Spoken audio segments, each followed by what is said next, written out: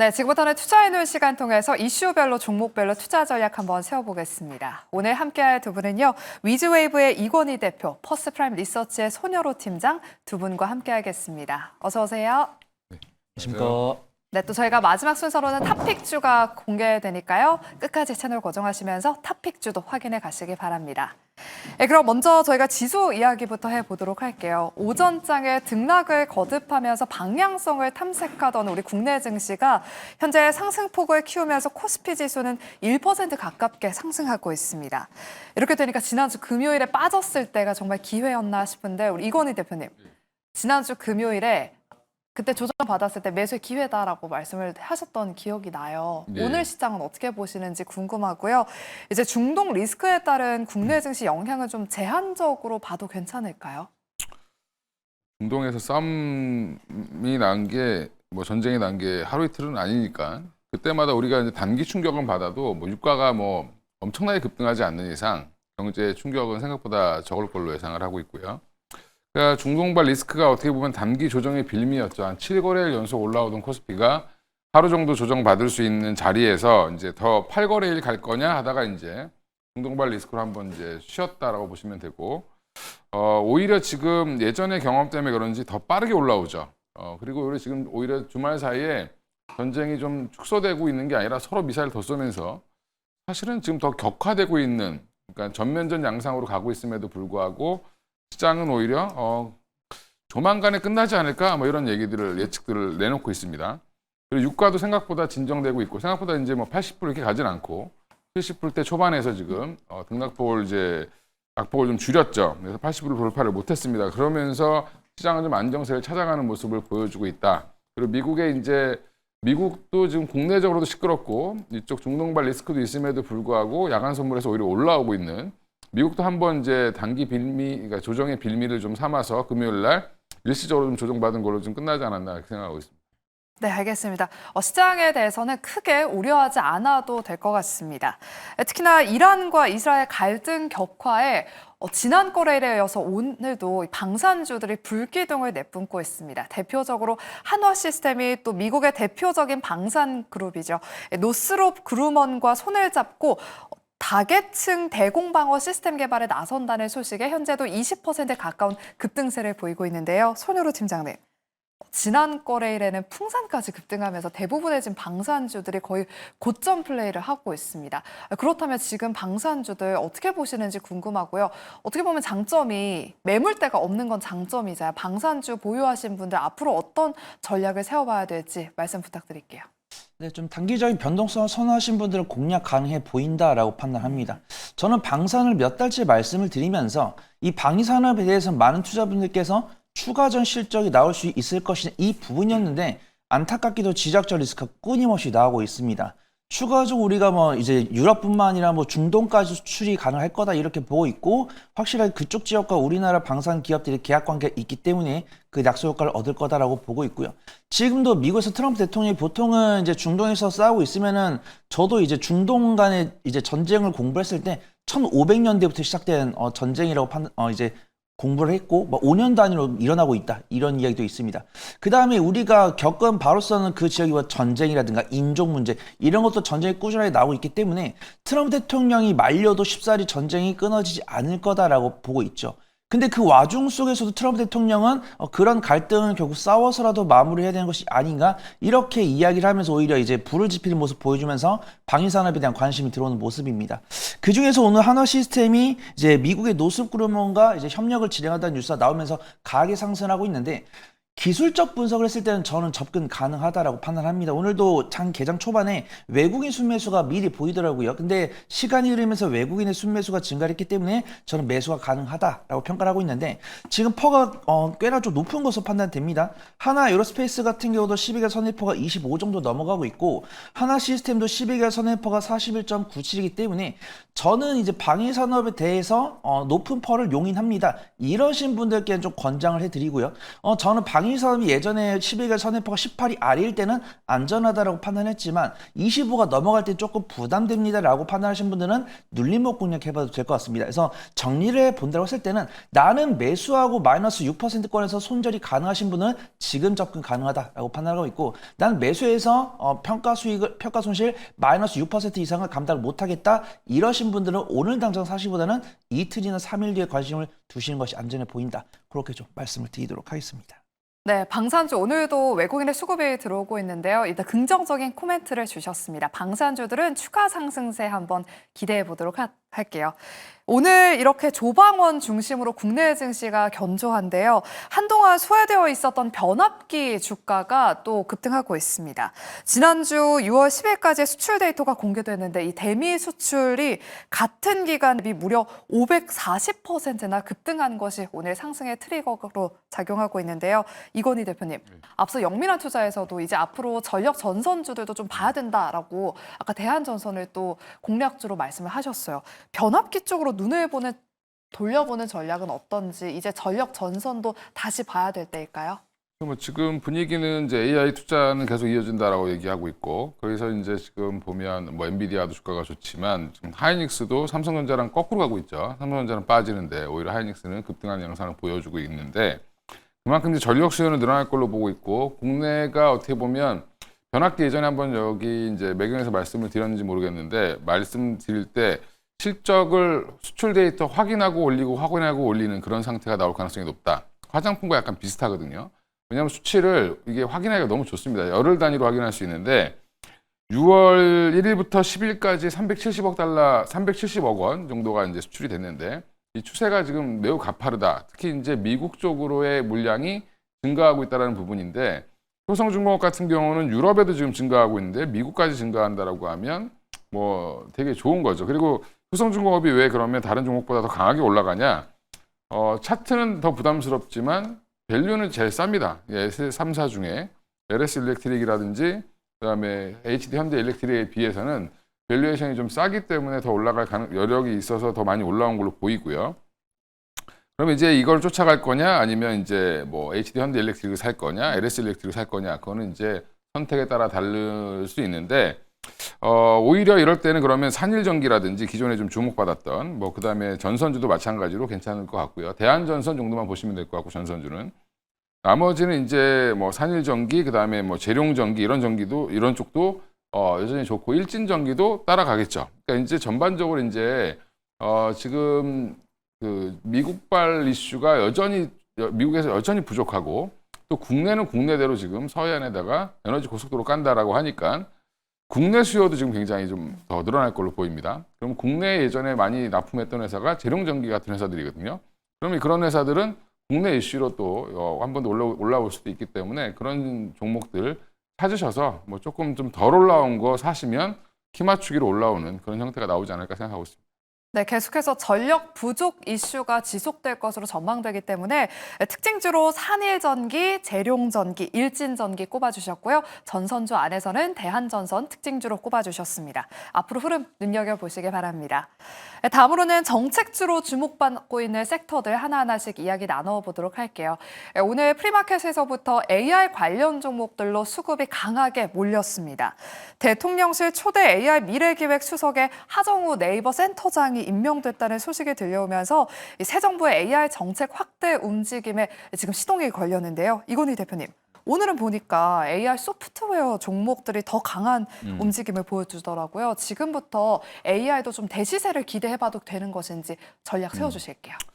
일단 뭐 AI 그 관련돼서 뭐 이미 시세를 많이 줬죠. 소프트웨어 기업들 같은 경우 뭐 코난테크놀로지라든지 뭐 아니면 뭐 솔스트룩스라든지 한번 시세를 많이 줬고요. 오늘은 이제 보면 가장 무겁다고 하는 네이버, 카카오도 움직이고 있고, 또 지금 써버린 AI 쪽으로 가게 되면 결국에는 반도체를 자체 생산하는 이제 NPU 관련된 기업들, 뭐 퓨리오사 AI라든지 뭐 디벡스라든지 뭐 리벨리온 같은 회사들이 이제 앞으로 정부 지원을 많이 받을 텐데, 거기 관련해서 투자했던 회사들이라든지 관련된 연관 기업들이 오히려 지금 더 강한 시세를 보여주고 있죠.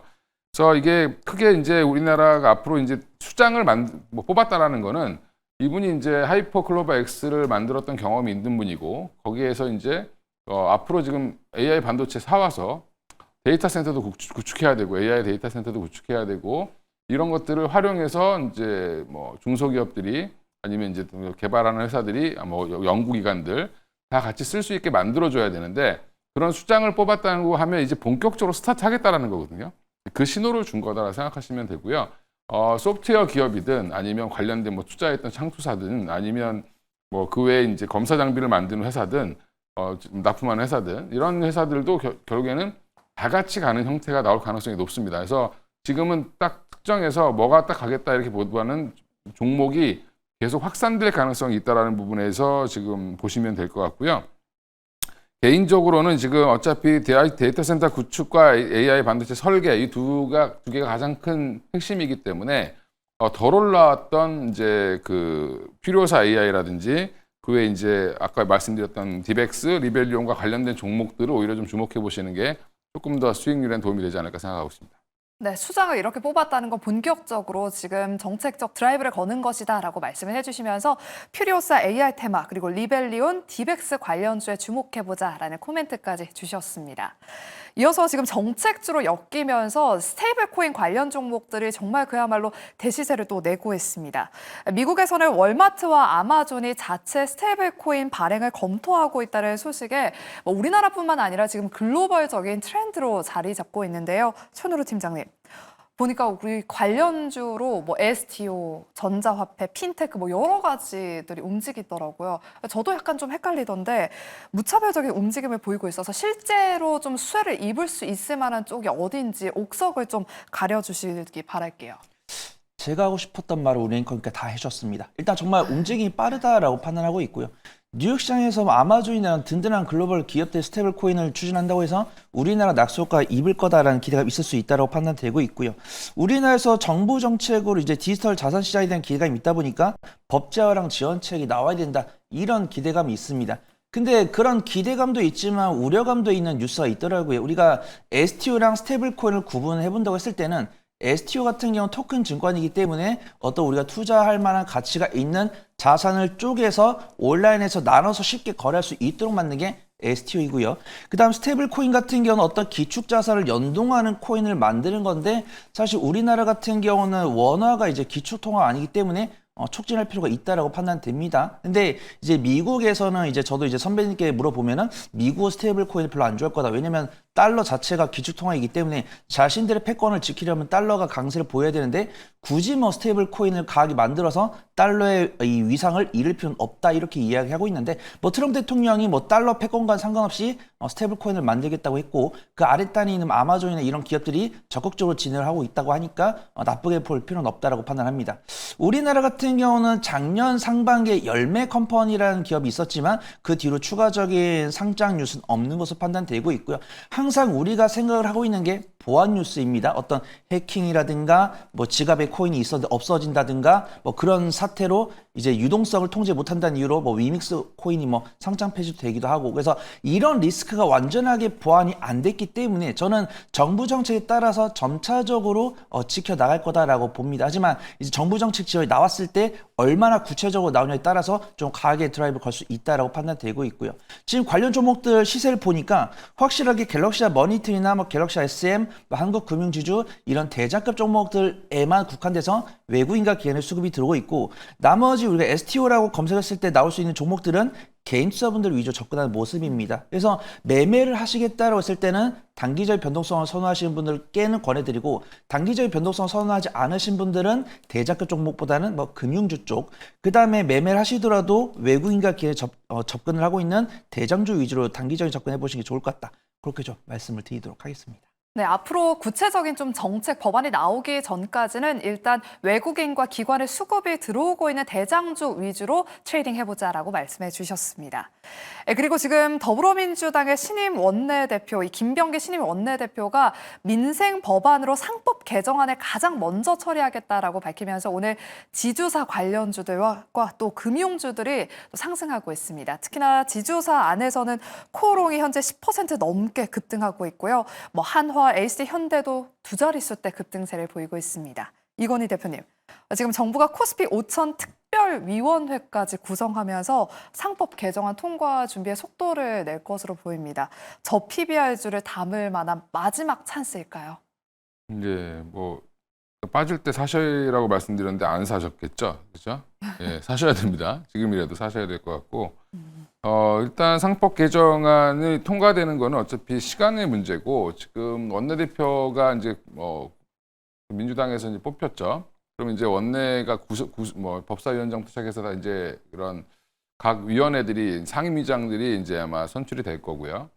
또 지금 오늘 국민의힘이 원내대표를 뽑습니다. 그러면 이제 양쪽의 원내대표가 이제 완성이 되고 나면 이제 자리를 다 잡고 나면 이번 주부터는 본격적으로 아마 상법 개정안 관련돼서 드라이버가 걸릴 걸로 보이고 그러면 뭐 다음 주 정도에는 결론이 좀 나지 않을까 이렇게 생각하고 있습니다. 생각보다 좀 시간은 좀 이번 주나 다음 주 초 정도면은 마무리될 가능성이 있으니까 뭐 일단 그거에 대한 기대감으로 며칠 쉬었던 1차 상승 이후에 좀 쉬었다가 다시 지금 올라가는 모습을 보여주고 있기 때문에 제가 지난번에 코오롱 갖고 나왔을 때도 좀 쉴 때 사셔야 된다라고 말씀드렸는데 결국에는 뭐 PBR 낮고 자사 좀 많으면 갑니다. 그러니까 이제 좀 있으면 또 하나 말씀드릴 테니까 예, 그것도 좀 잘 보시면 될 것 같습니다.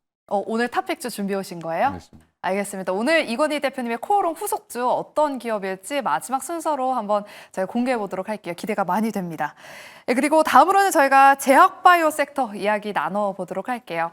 오늘 신한투자증권에서 알테오젠에 대해서 키트로다 SC 개발 성공에 이어서 글로벌 1등 ADC 기업이죠. 다이치 산큐와 에너투 임상 개발을 시작했다라고 밝히면서 목표 주가 73만 원을 제시했습니다. 손유로 팀장님.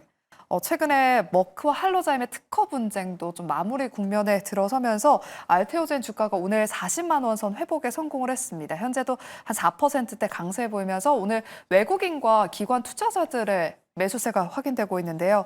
신고가 찍었던 45만 원 부근까지 무난하게 올라갈 수 있을까요? 좀 충분히 좀 가능할 거다라고 보고 있고 저 역시도 이 알테오젠을 작년 9월, 10월부터 이제 추적을 하면서 많이 늦었지만 추적을 하면서 이 구체화되었던 데이터들이 나오는 것 같습니다. 일단 저 역시도 내부 정보는 알 수 없기 때문에 알테오젠이 더더욱더 누구랑 SC 제형 변경 계약을 맺을까 이런 거 부분들은 알 수 없지만 뭐 바이오 USA나 뭐 JP 헬스케어 컨퍼런스에 꾸준하게 참여해서 새로운 바이어들을 많이 데려가는 모습입니다. 그래서 다이치 산큐와도 작년 11월에 계약한 건에 대해서 연구 개발에 들어갔다 이런 뉴스가 나오면서 어떤 실질적인 이제 로열스톤 이제 수령에 대한 마일스톤 수령에 대한 기대감이 있었고 그 다음에 이제 키트로다 SC 관련했을 때도 법적 분쟁이 굉장히 좀 명쾌해지는 모습입니다. 그래서 오히려 이 할로자임에 대해서 이제 먹사 공격을 한 거죠. 그 다음에 이제 나오는 이제 문서들을 봤을 때는 할로자임한테 굉장히 좀 불리하게 작용할 가능성이 높다 이런 식으로 좀 평가가 되고 있습니다. 그런 식으로 이제 올해 10월 달에 임상 3상 통과하고 FDA 승인 받고 11월부터 판매가 됐을 때는 이제 키트로다 SC가 판매가 될 건데 키트로다 SC 판매 금액에 대해서는 많은 분들께서 얼마나 팔릴지 그 부분은 좀 이제 설왕설래하고 있는데 일단은 키트로다 같은 경우 40조 가량 연에 팔린다고 하고 있고 키트로다 SC가 정확히 얼마인지는 모르겠지만 40조보다 좀 저렴하겠죠. 동일한 금액이 판매가 됐을 때는 저는 20조에서 30조 가량 매출이 나온다라고 가정을 하고 있습니다. 그 중에서 로열티를 3에서 5% 가졌을 때는 이제 알테오젠이 가져갈 수 있는 수수료가 한 8천억에서 1조 가까이 될 거다라고 보고 1조 5천에서 2조까지 보신 분 계십니다. 근데 1조 5천에서 2조까지 봤을 때는 지금 알테오젠 시총이 20조니까 퍼가 10밖에 안 되는 거죠. 근데 제가 뭐 그런 것들이 몇 월 며칠이 언제 될지 모르기 때문에 이 드라이빙 이제 매매 관점 좀 봐야 된다고 보고 있고 제가 작년 말에는 알테오젠이 12개월 선행포가 거의 200, 400이 넘어갔었습니다. 근데 지금은 12개월 선행포가 61.98이니까 이런 데이터들이 점점 더 구체화가 돼 있다라고 보고 있는 거죠. 그래서 저 역시도 작년 후반기에는 뭐 35만 원, 40만 원까지 분할 매수한 다음에 뭐 40만 원 돌파해보고 보자 이런 식으로 말씀을 드렸었는데 지금 6개월이 넘었기 때문에 이 알테오젠을 보고 좀 스트레스 받으신 분이 많이 계실 텐데 저는 뭐 35만 원, 30만 원 기회 준다 했을 때 매수 가능하다라고 판단하고 있고요. 지금 알테오젠을 보유하신 분들은 41만 원, 45만 원 돌파해보 체크하시면서 뭐 41만, 45만 돌파한다고 해서 전량 매도하는 게 아니고 41만, 45만에서 분할 매도하시고 그 다음에 35만, 30만에서 다시 매수하면서 이 알테오젠이 과연 2026년, 2027년, 2028년 얼마 실적을 가져가는지 이 부분을 체크해 보시면 좋을 것 같습니다. 네, 이렇게 알테오젠 트레이딩 전략 세워주셨고요. 이어서 오늘 제약바이오 섹터 내에서 여전히 상한가에 거래되고 있는 D&D 파마텍도 저희가 전략 한번 세워보겠습니다. 지금 비만 치료제 관련주로 알려져 있는 D&D 파마텍이 대사 이상 지방 간염 메시 치료제 임상 이상에서 좋은 결과를 발표하면서 지금 상한가에 거래가 되고 있습니다. 이건희 대표님, 기업 가치를 끌어올릴 수 있을 만한 호재이기 때문에 지금 주가가 10만 원 선을 훌쩍 넘어섰습니다. 앞으로 어디까지 올라갈 수 있을지 상방 어디로까지로 좀 열어볼까요? 네, 뭐 일단 어디까지 갈지는 모르죠. 네, 모르는데 일단 여기 그 메시 치료제의 임상 이상 결과가 굉장히 잘 나왔고 다른 약에 비해서 투약 일수가 적었음에도 불구하고 효능이 더 잘 나왔다. 뭐 이런 이제 가장 핵심적인 내용인데 지금 여기가 이제 미국의 메세라라는 회사랑 같이 공동 연구를 하고 있고요.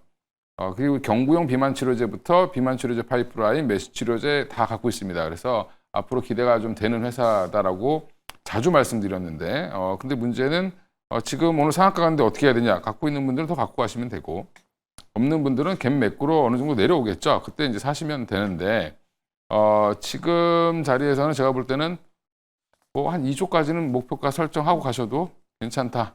그러면 한 20만 원은 가지 않겠나? 중장기로 봤을 때. 생각하고 있습니다. 네, 중장기적으로는 D&D 파마텍 20만 원 선 한번 기대해 보겠습니다. 그리고 이제 마지막 순서로 두 분의 탑픽주를 바로 공개해 보도록 할게요. 먼저 우리 이건희 대표님, 아까 코롱의 후속주 오늘 지주사 준비해 오셨다고 하는데 어떤 기업일까요? 예, 뭐 잘 모르실 텐데 노루 페인트는 잘 아시는데 노루 네. 홀딩스는 잘 모르시죠? 예, 노루 홀딩스 갖고 나왔고요. 그러니까 자회사 IPK가 이제 지분을 한 40% 갖고 있는 회사입니다. 그러니까 노루홀딩스 그 외에도 노루페인트 지분도 당연히 갖고 있겠죠. 노루페인트의 지주사 역할을 하고 있는 회사인데 이 회사를 주목하는 이유는 이 IPK라는 이제 자회사가 네덜란드 회사랑 이제 합작법인을 만들어서 가는 회사인데 이 회사가 지금 선박 도료에서 1등을 하고 있습니다. 전 세계. 그래서 특히 방호 도료라고 해서 밑에 따개비라든지 이런 오염 물질 안 붙게 하는 그런 이제 방호 도료를 잘 만드는 회사고요. 지금 조선업이 굉장히 좋죠. 그럼 전방 산업 때문에 지금 자회사들 실적이 IPK 실적이 좋아지고 있어서 노루홀딩스가 보면 작년부터 실적이 확 좋아졌습니다. 이제 그런 부분들이 여전히 좀 긍정적으로 보이고 자사주도 지금 아마 지금 상장되어 있는 회사들 중에 네 번째로 많이 갖고 있습니다. 그래서 22.9% 갖고 있는데 이 자사주 많으면 어차피 소각해야 되는 상황이 생길 수 있기 때문에 이거 관련돼서 여전히 좀 기대해 볼 수 있고 또 안정적인 주주 정책 쓰고 있습니다. 그래서 그것까지 한번 고려해 보시면 좋을 것 같습니다. 네, 노루홀딩스 이야기 들어봤고요. 이어서 우리 손여로 팀장님의 탑픽주도 바로 공개해 볼게요. 네, 저는 엠노 말씀드리려고 합니다. 저는 스테이블 코인이랑 AI 소프트웨어 두 가지 모멘텀 동시에 갖고 있는 종목을 좀 소개를 드리려고 하고 있고요. 기업용 공급망 관리 소프트웨어 개발 전문 기업인데 최대 주주가 삼성 SDS입니다. 그렇기 때문에 삼성 SDS발 수주가 많이 나온다라고 보고 있고요. 첫 번째로는 이제 미국의 스테이블 코인 관련주 서클이 강세를 보였기 때문에 그 약소 효과를 국내 기업들이 얻고 있다라고 보고 있고 그 중심에 삼성 SDS가 있는 것으로 판단되고 있습니다. 서클과 삼성 SDS가 미국과 국내 사고가 있는 업무가 유사하다라고 보고 있고요. 지금 엠로 같은 경우는 삼성 SDS의 미국 법인과 SRM 솔루션을 공급 계약을 체결했기 때문에 실적 개선이 유지가 된다라고 보고 있습니다. 기술적 위치를 보더라도 지금 박스권 바닥권에서 21선 위에서 돌파 나오는 모습인데 기관 순매수 꾸준하게 이어지고 있고 정책 수혜가 이어지면서 단기적인 변동성 나올 것으로 예상돼서 단기 수익과 좀 접근해 보시면 좋을 것 같습니다. 손절가는 제가 49,000원, 1차 목표가는 57,000원 설정을 해보도록 하겠습니다. 네, 저희가 준비한 순서는 여기까지고요. 저희는 내일 이 시간에 돌아오겠습니다. 함께해 주신 여러분 고맙습니다.